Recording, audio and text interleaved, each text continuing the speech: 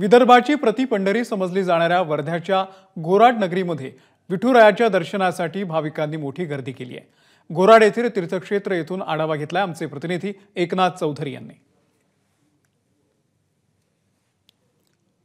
आषाढी एकादशीच्या निमित्ताने वर्ध्याच्या गोराड या तीर्थस्थळी सध्या भाविकांची गर्दी आपल्याला पाहायला मिळते आहे। विठ्ठल रुक्मिणी मंदिर या ठिकाणी एकूणच विठ्ठलाच्या दर्शनासाठी भाविक जे आहेत या ठिकाणी पोहोचलेले आहेत आणि आजचा आषाढी एकादशीचा दिवस, या दिवशी सध्या या ठिकाणी जी भाविक आहेत, वारकरी आहेत, हे इथे पोहोचलेले आहेत। याच ठिकाणावरून काही दिवसापूर्वी 4 दिंड्या, विविध दिंड्या ज्या आहेत, पालख्या ज्या आहेत, या ठिकाणावरून पंढरपूर येथे रवाना झाल्या होत्या। पंढरपूर येथे वारकरी जे आहेत गोराड येथे पोहोचले आणि आता गोराडचं जे तीर्थक्षेत्र आहे या तीर्थक्षेत्रामध्ये सध्या भाविक जे आहेत विठ्ठल रुक्मिणीचं दर्शन घेत आहेत। संत केदारजी महाराजांची ही नगरी आहे गोराड आणि या गोराड येथे एकूणच पुरातन मंदिर आहे। पुरातन मंदिराचं वैशिष्ट्य म्हणजे या ठिकाणचं हे जे मंदिर आहे, हे मंदिर बोर नदीच्या तीरावरती वसलेलं आहे आणि 150 वर्ष जुनं हे जे मंदिर आहे हे पौराणिक मंदिर म्हणून समजलं जातं। याच ठिकाणी अवतीभोवती जे आहेत वेगवेगळी मंदिरं इथे वसलेली आहेत आणि आज आषाढी एकादशीच्या निमित्ताने येथे पोहोचणारा जे भाविक आहे, वारकरी आहे,